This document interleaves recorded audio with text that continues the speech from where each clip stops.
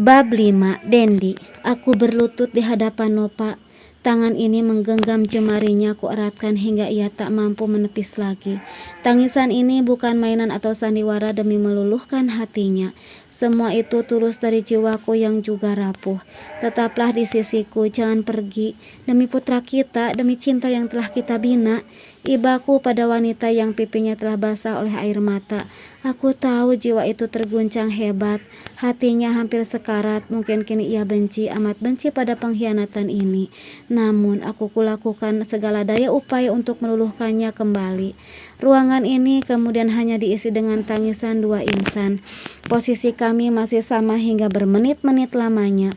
Aku bangkit dan duduk di sampingnya, perlahan kurengkuh tubuh yang masih terguncang oleh tangisan. Dalam dekapan ini, luapan emosinya makin membuncah. Aku tahu hatinya masih bertahu sebab cinta kami amatlah tinggi.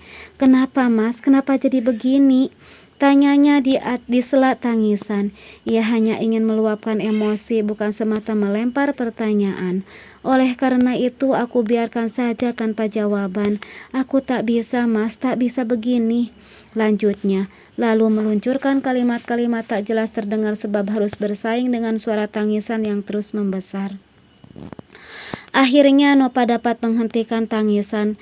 Wanita itu perlahan mulai menata emosi agar tak meledak lagi. Hanya saja ia tak mau keluar kamar, tak mau bertemu Nia.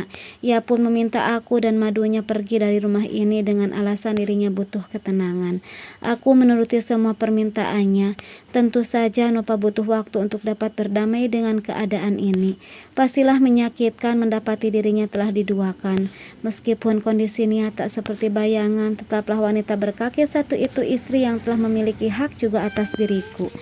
Setelah mencium dan memeluk putra tercinta, aku berpamitan pada mertua. Terlihat raut wajah ayah dan ibu tak segarang sebelumnya. Mungkin mereka sedikit memiliki rasa kasihan pada kondisi Nia. Sebenarnya tak rela harus berpisah lagi dengan anak dan istri. Namun keadaan ini tak mampu pula aku menolaknya. Semua sudah diharuskan. Kini harus mulai berpikir bagaimana mengayomi dua bidik rumah tangga ini.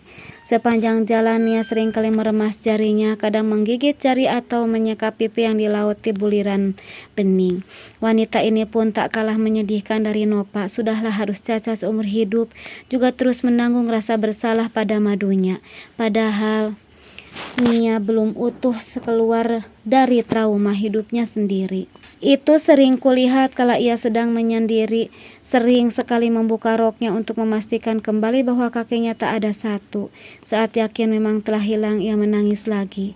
Begitu juga jika bercermin diraba pipinya tepat pada dua bekas luka memanjang, diusap-usap perlahan, lalu dipercepat.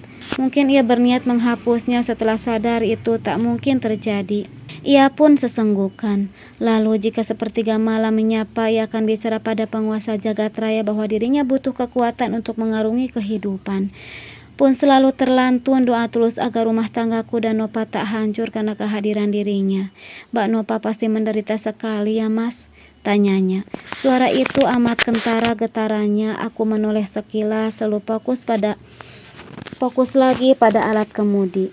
"Benar kata Paman, saya memang membawa sial. Kenapa saya tak mati saja saat kecelakaan agar Mas Dendi dan Mbak Nopa tidak ikut menderita?" desisnya lirih. Kalimat itu seperti puncak keputusasaan seseorang yang merasa dirinya tak berguna, hanya bisa menyusahkan dan menyebabkan derita orang lain. "Kalau Mbak Nopa minta cerai, lebih baik saya yang diceraikan. Saya bisa kok hidup sendiri kalau Paman tak mau menampung. Saya bisa jualan seperti dulu, kan tangan masih berfungsi," tambahnya. Kali ini suara itu benar-benar bergetar. "Cukup Nia, jangan bahas lagi perceraian. Aku takkan menceraikan kalian.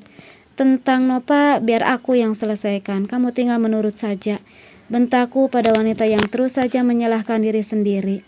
Mana mungkin aku menghancurkan orang yang telah hancur. Lelaki macam apa aku jika berlaku zolim padanya?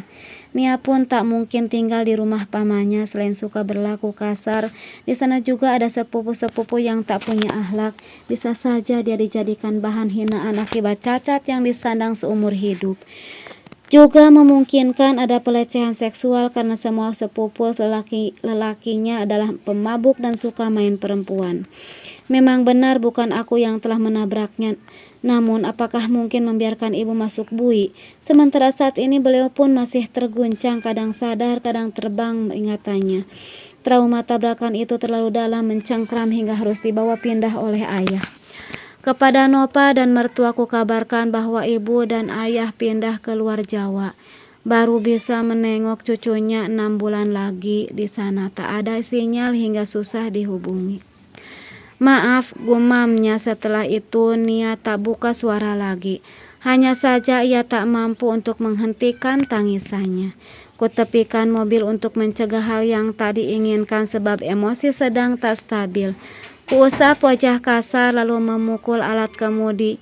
Melihat reaksi ini, Nia menghentikan tangisan. Mungkin ia berpikir suaminya sangat marah. Nia menundukkan kepala lebih dalam. Ia menghela udara berulang-ulang. Sepertinya sedang berusaha meredakan emosi kesedihan. Namun upayanya gagal sebab satu tangan mengusap dua sudut mata yang terus basah. Kuraih tubuh itu hingga kini ada dalam selipan dua lengan di dada ini. Tak mampu lagi tangisan itu ditahan. Menangislah jika itu mampu membuatmu tenang. Kuusap punggungnya sambil bicara. Jangan terus menyalahkan diri sendiri sebab kau memang tak bersalah. Teruslah berdoa agar aku, kau dan Nopa mampu melewati ketetapan ini.